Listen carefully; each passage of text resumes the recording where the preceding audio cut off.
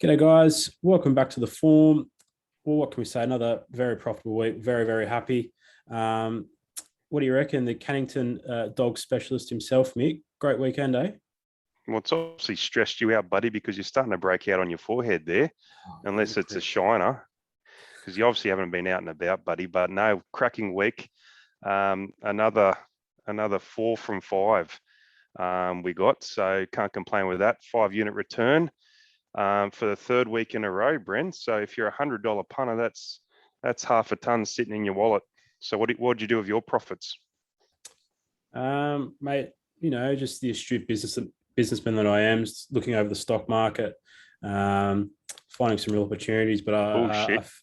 Bulk order of Clearasil, mate. I think you did. come on, mate. I'm not Nathan Cleary.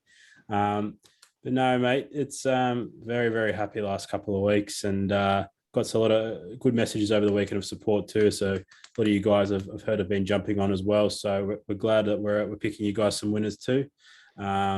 Fingers crossed. This week's obviously been a little bit harder to find a bit more variance. So the books are onto us.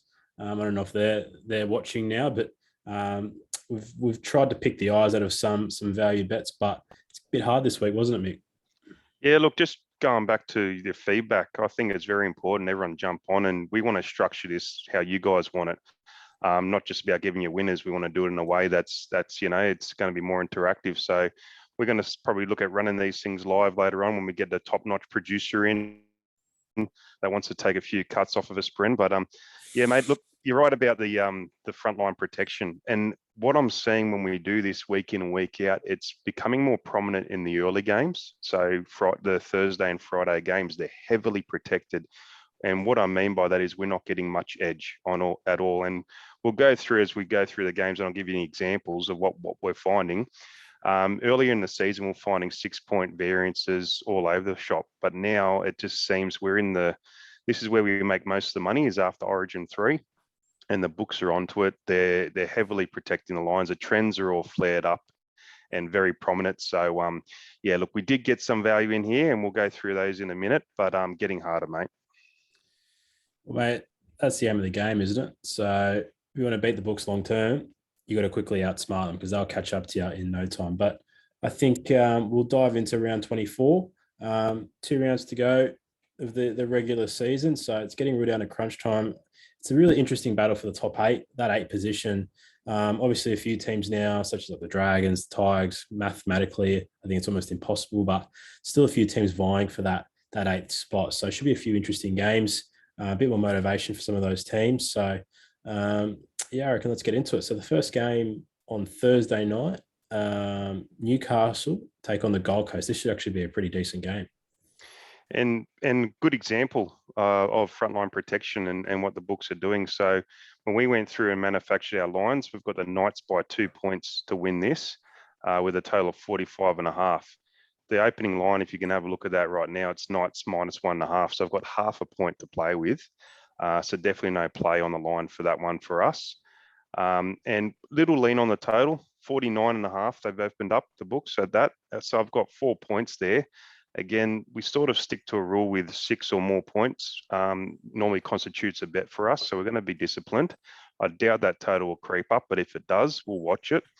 And yeah, we'll hit it if it goes to around 51. On the watch list first up. All right. Another interesting game, Friday 6 o'clock time slot. The Warriors take on the Raiders. Yeah, look, this is strange. So I'm expecting some mail from you if there is any on here. So look, we predicted the line Raiders by 1 by field goal with a total of 44.3. Raiders and Warriors have been trending to the under lately, so that didn't surprise me. The books opened up Raiders as pretty big faves, -6.5, which is surprising the way they're going. But nonetheless, a bit of an edge for us there. And with a total of 49.5. So this was funny because Bet365 had the best line at +7.5. So at $1.91. And as you know, lads and Neds always run that promo of even money for the Friday night games.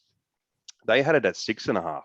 So I went to split a unit down, put half with Bet365. As I went to hit with Neds, it jumped up to 8. So look, still great value from a data perspective, but is there any mail on that we should be aware of?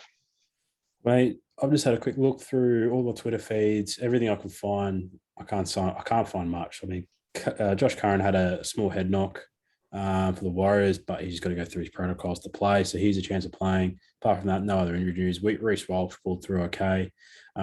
Jared Croker's a potential return for the Raiders, but I don't think he's a massive player in what the lines and totals will do. The bloke can barely catch anyway, so his knee's hanging by a thread. Or is it his shoulder? I can't even remember. He's injured so much of his body. But Sami Valemi, news about him during the week that he could return. But apart from that, there's nothing on my end, Mick Mail was. Well, that's fine. We'll just trust the numbers again. Look, the Warriors have been on and off our bet list. I've put them back on and kept them on, even though they were the only one that dudded us for last week, because they should have by rights won that game. Kicking let them down. Look, that is in the stats, but it is what it is. I'm happy. I'm seeing some consistency with their numbers now, so I brought them back in. So I guess Warriors +8 at even money with Neds or Ladbrokes, whatever you choose, is on our card for a unit. Yeah, it's disappointing to see them go down by a Marshall's dick the other day, but that's the name of the game. You get that. Yeah, happens every now and then. All right, so big game Friday night. The Roosters take on the Rabbits. I'm looking forward to this one. So yeah, we've predicted that Bunnings to win this easily by 14 plus. So we've got the line at 14 with a total of 48. We saw what happened. We were on heavy on the Panthers last week, and Bunnies start fast. They always do. Even the data backs that up. They just got tired. I think the energy that the Panthers came and brought in the second half, particularly, just really rammed it out of them. So, look, Roosters and South sort of fast back lines. The data really points to a few points in this one. And our total got hit right on the head by the books. So the books are at 48.5. I'm at 48.2. So no variance on the total there. Books have opened up Bunnies -12.5. So I've got another 1.5 there to play with, which there's really no lean on this game. Again, frontline protection at its best from the book, so it doesn't make our card. Yeah, I've got a 11.5 in front of me, but it's very juiced. So yeah, even game. You don't know what's going to happen. The Roosters are again as weak as piss injury wise at the moment. I don't know who's in their strength and conditioning department, but again, it could also be attributed to just absolute bad luck with a lot of impact injuries affecting them. So yeah, it would be a good viewing. I'm not sure there's going to be enough money that comes in on the Roosters to get that line down to where we need it. As I said, we're going to need the books to drop that to at least about an 8 or a 9. I can't see that happening, so we'll just hang off. Speaking of drops, what a drop in class this game will be. St George take on North Queensland at the equivalent of Heber Park in Hebersham, Brown Park in Rockhampton. Mate, there's not much difference there, but drop in class. But we actually got a 2-unit on this game, believe it or not. Oh, yeah, right. About finding value, and this is where the books struggle to try and get that frontline protection with these type of games. So we've predicted Dragons to win this by 9 or more, with a total of 47. Books are coming in at Dragons -3.5. I'm not sure if it's still there, Bren. No, I've actually got no line in front of me, so they've taken the line down. That's been suspended. We're lucky we got in early. Yeah. So yeah, we've actually got a 2-unit play on Dragons -3.5. We booked that at $1.90 with Neds. So 2 units on that. And also there's a lean on the total on this one. I really like the total. Obviously the public, 2, shitty defensive teams normally spells a lot of points, but I don't think so. You have a look at the trends too in the data. They really fight it out, these 2 teams. So the books have got 53.5. I've booked that for the under at another unit with Sportsbet at $1.90. So look, another 6-point variance there I'm happy to take. All right. Well, it looks like we're going to have to watch the shootest game of the round again. But moving on to another dodgy game, your Bronc Duds take on the Sharkies.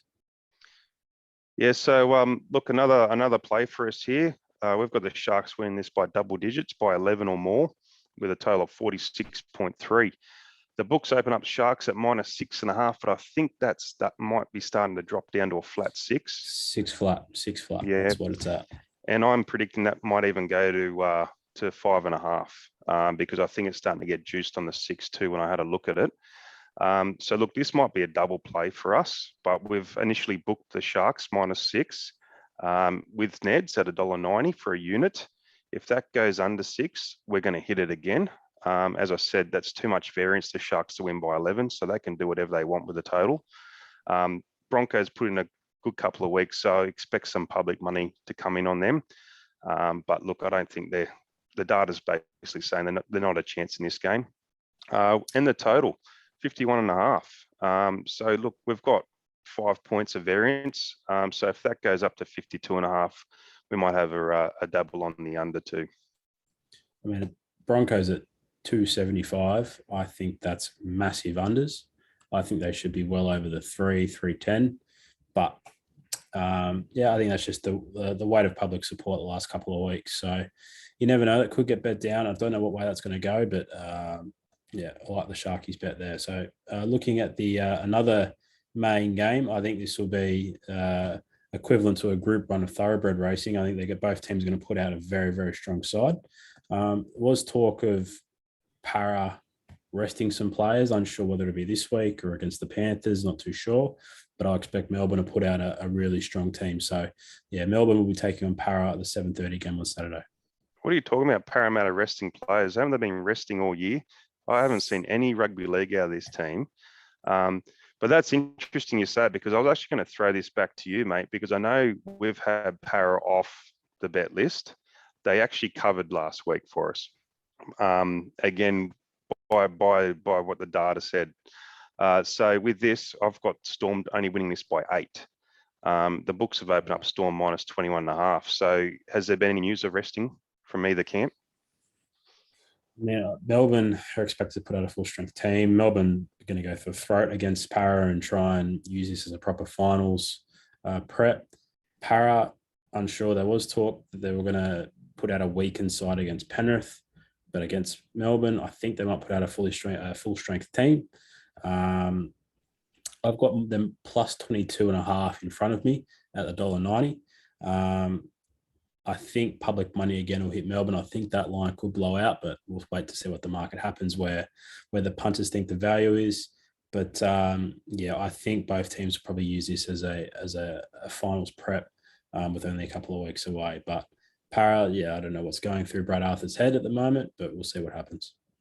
Yeah, and that's what I was going to throw back to you, because as I said, every single week the Eels entice us to back them on the line.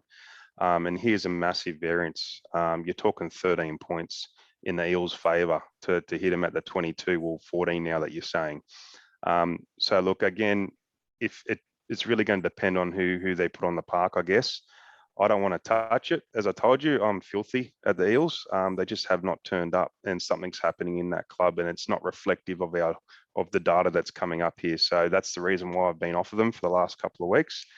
Did they turn around last week? Yes, they hit our data on the money. So, mate, happy to sit and watch if that creeps up ridiculously, and any mail that eventuates throughout the week, I reckon. Look, I'm happy to take the Eels at a massive line if they're going to put everyone on the park and there's no internal issues there. Yeah, I think if they creep up to 4 tries or more, I think it should definitely be on the watch list. But there you go. That's your call, mate. You can take that on the chin. Yeah, I'll cop that. It's on the watch list. If it creeps up to 24.5 or more, definitely consider it. I think it will. I think it will, but yeah, it won't be officially on the card. All right, moving on to the first of the Sunday doubleheader. Manly take on the Doggies. Yeah, look, having the Eagles been the best team in the comp the last couple of weeks. And look, I know we're not into props here. Look, I'll go through numbers and I'll come back to that. We've got the Eagles winning this by 13 or more with a total of 47. So books opened up at 25.5. I'm not sure if it's still there, but this one's going to creep up. And with a total of 52.5. So a bit of variance on both there. Am I brave enough to take the Dogs on the line against Manly? Probably not at this point in time. Bit of lean on the under. If it goes to 53.5, definitely hit the under there, but not quite yet. Now, in terms of the prop I guess, look, with second halves, I mean, the data is screaming that Eagles start slow and they just fill the second half with points. So I know there's the most points in the first half or second half option with a lot of books. Is normally at $1.85 for the second half to be more points than the first. So that could be an option to look at if anyone's want to have a double on that game, but it hasn't made our card. It's actually going, you're right. It's gone to 26 and a half the line. So probably will creep up. Dependent on if Turbo plays or is rested. Was rumors during the week, a few posts on the social saying he might sit this one out, considering it is the Bulldogs, but you never know. He might want to play after missing so much of the early in the season. Yeah, so and that's a good point. I mean, and just like I said, it's a watch for that high scoring half market. Yeah. I mean, if you have a look at that, that is hit every single week that Eagles have played for the second half. And since we've started to talk about props, we'll might as well start talking about same game multis, shall we, Mick? Who do you have scoring 3 tries or more? Please, mate. Don't get me started, honestly. Or are you going to put in there a first try of 8 minutes or later? Because if we want to talk about props, we can really do that if you like. If you want to take the show down that path. Moving on to the next game, Bren. What have we got coming up next? Last game of the round, I expect Penrith to absolutely pump them, but they're taking on the Tigers. Panthers by 16 we have, with a total of 48.5. Books opened up Panthers at minus 21.5. With a total of 52.5. So look, again, not enough for me to take the Tigers on the line. Battle of the Cats, mate. I don't think Tiger Town can pump up the Tigers that much to get the win over the Panthers.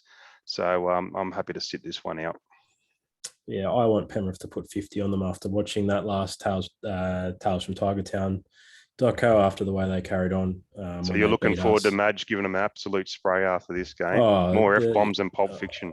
Yeah, I just want TPJ to absolutely spank them. So I want Fisher Harris to put elbows in the throat. I want everything. So should be good viewing, but yeah, I think it'll stay off the card. Sounds good, mate. All right, we'll just go through those bets again for us, Mick. So recap, we're going to take the Warriors at +8 now with Neds or Ladbrokes at even money for a unit.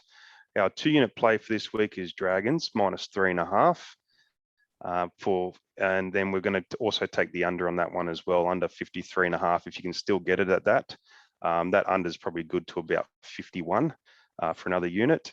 And then we're going to finish off with the Sharks -6 with the unit as well. All right, very good. Well, we'll put those on our socials later on tonight, so please keep an eye out for that. Also, once again, many thanks for the support. We'll post this video once we're all finished here, and we do appreciate all the views that we've been getting. So please like and subscribe. Looking forward to another big week and hopefully another successful week. Let's get some more units, guys. Good luck. Good luck, guys. We'll see you next week.